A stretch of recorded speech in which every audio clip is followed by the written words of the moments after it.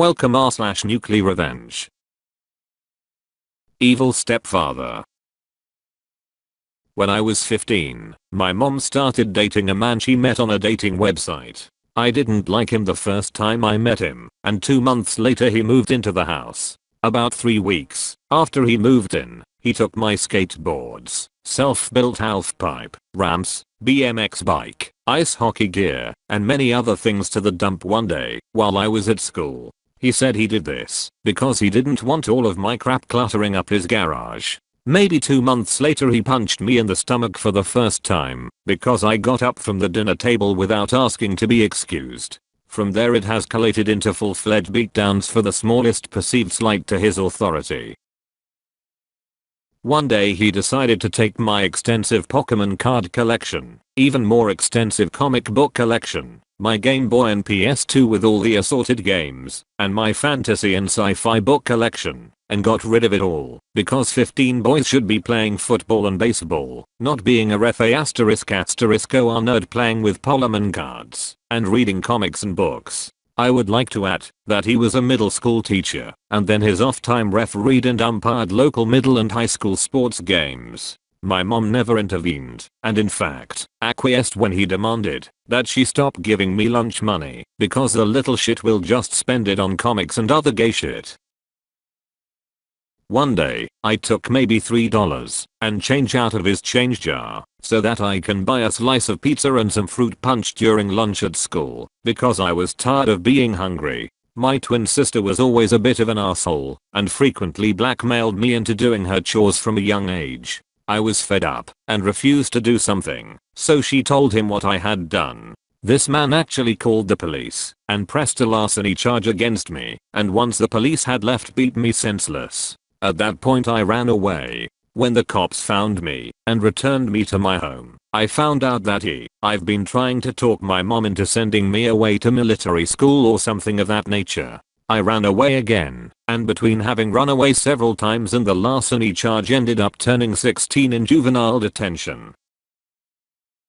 I spent the next couple years miserable and afraid, frequently contemplating suicide. Once I left home, I didn't speak to my mom for several years. We eventually reconciled, and by that point they had married.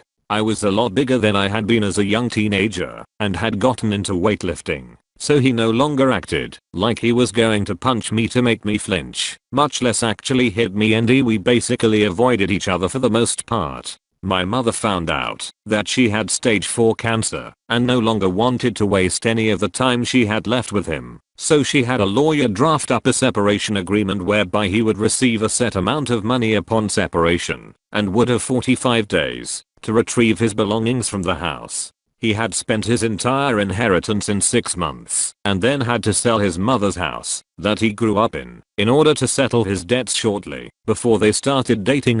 And my mother bought the house back from the bank before they married. She allowed him to keep the house and he moved back into his mother's house. My mother passed away about 9 months after their separation, and despite the agreement, have been allowing him to come and get his stuff piecemeal. I put an immediate end to that. I sold his baseball card collection, around $14k, and his autographed sports memorabilia, roughly $11k, and also sold all of his woodworking equipment, along with several finished pieces of furniture that he had made, $6,500 I think. I kept his mother's engagement ring, platinum band, 3 diamonds roughly 2 carats, wedding band, his coin collection. I also collect coins, and some tools and other odds and ends. Around a month ago I ran into him at the grocery store. I told him what I had done as he was pushing his cart out towards his car, and he took a swing at me multiple times. Several of these punches missed, and the ones that they connect didn't have much effect because he's nowhere near as strong as he was 20 years ago in his 40s, and I no longer a skinny little 15-year-old. He continued to try to punch me as I called 911 and was actively ramming his grocery cart into my new Toyota as the police officers pulled into the parking lot. He was arrested for assault, communicating threats, and destruction of property. As a result, he lost his job and pension at the local middle school, and because he had never learned how to save money while married to my somewhat wealthy mother, ended up having to sell his mother's house because he hired an expensive lawyer thinking he could somehow beat the charges. My nephew, who was on the football team, made it well known to his friends that he not only had just been arrested and convicted of assault as well as other charges, but that he had also beat me as a child, caused several parents to call for him to resign from refereeing and umpiring for local sports games. My niece and my girlfriend's much younger sister are enrolled at the middle school where he worked, and say that he was not only universally disliked, but when he came up to the school to get his belongings, he made a big scene and ended up hysterically crying as he was leaving. At least that's what they've heard from the kids who were attending summer school at the time. His son, who he was equally abusive towards as a child, refused to take him in or help him out, so he ended up having to take a job as a cashier at Walmart so that he could afford the rent on his crappy little trailer in an absolutely awful neighborhood.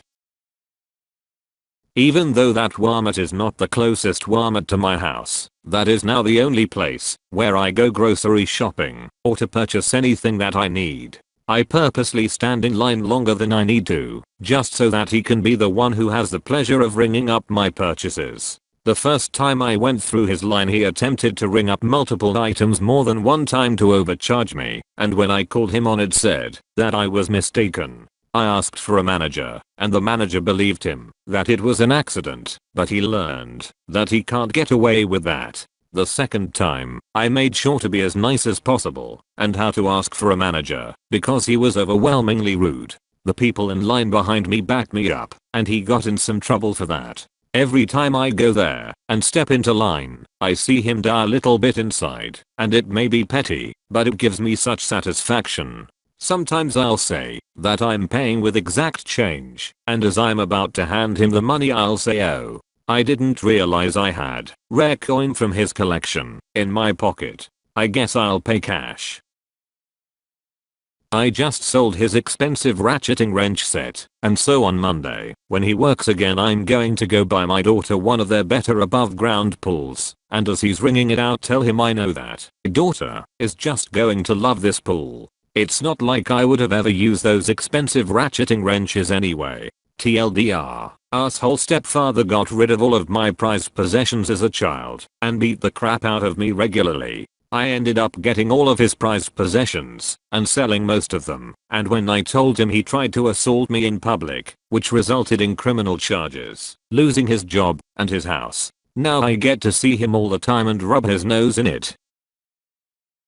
I love these stories, but I gotta make one remark. He lost everything. He is at rock bottom. If you push SB to the utmost limit, they might do one or both of the two things: kill themselves or kill their most hated enemies. Tread lightly and don't push him over the edge. You already won hard. Anything more and he might just take a gun or knife and attack you when you don't expect it.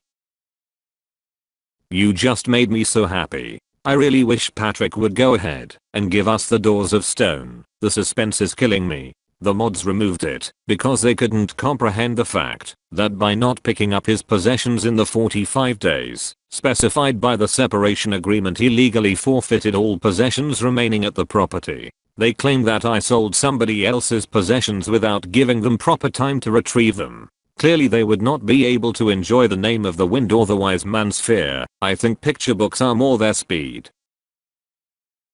I definitely didn't. After I explained to the mods in the other sub, they didn't claimed that my story was not pro-revenge, despite literally over 100 comments from people saying it was the best pro-revenge they had ever read on that subreddit. It would seem the mods deleted the post because they misunderstood it, and then once it was pointed out to them, they didn't want to admit that they had made a mistake and refused to restore it. I'm not sure if it was more me continuing to message them and refusing to give up, or the fact that several other people started messaging the mods telling them that they needed to restore the post, a fact I discovered later. But they eventually ended up restoring the post, and now it's got almost 20k upvotes and 76 awards, so it all worked out LMAO.